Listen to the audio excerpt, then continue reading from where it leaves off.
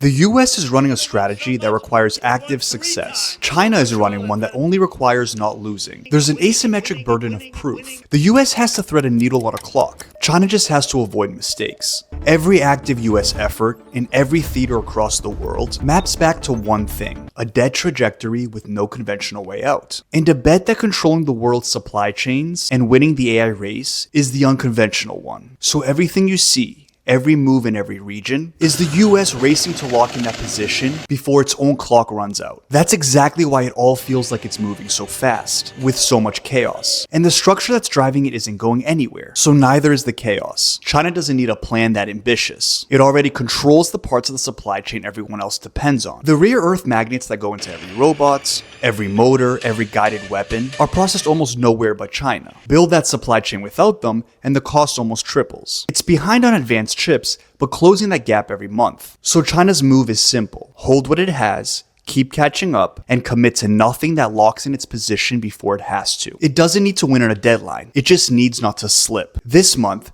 China hosted both Trump and Putin within a week of each other in Beijing. Trump came for help reopening Hormuz, a deal on rare earths American technology runs on, and movement on chips. He left with none of the three. What he got instead was a Boeing order, real but a fraction of what was on the table, on a market China canceled out of just last year, and farm purchase pledges that look a lot like the ones China underdelivered on the last time. Then Putin arrived to sign a 30-year gas pipeline he's been chasing for years. He brought his energy chiefs in the room to close it. He left without it. China wouldn't meet his price, and China didn't have to, because China already gets the Russian oil it needs routed over land, away from the Hormuz risk everyone else is exposed to, and Russia has nowhere else to send the gas. So China takes the cheap energy and skips the 30-year commitment. In the meantime, the ceasefire then strike tennis match on Iran continues. Summits produce nothing, threats to take Greenland, pressure on Canada, carriers off Cuba, sense that nothing ever resolves. And the structure driving it isn't going anywhere, so this doesn't calm down, it grinds. Take Iran. Every month it stays open, both sides pay. America and gas prices and political patience. China and refineries running at a loss on oil it can't process profitably. Whose tolerance runs out first is the real question. But once you see the game plan, once you understand that a race like this only ends with one side ahead, the chaos stops looking like noise. It starts looking like a map. The pressure points, the choke points, the supply chains everyone's fighting over. They're all readable. That's what I track here. Follow along.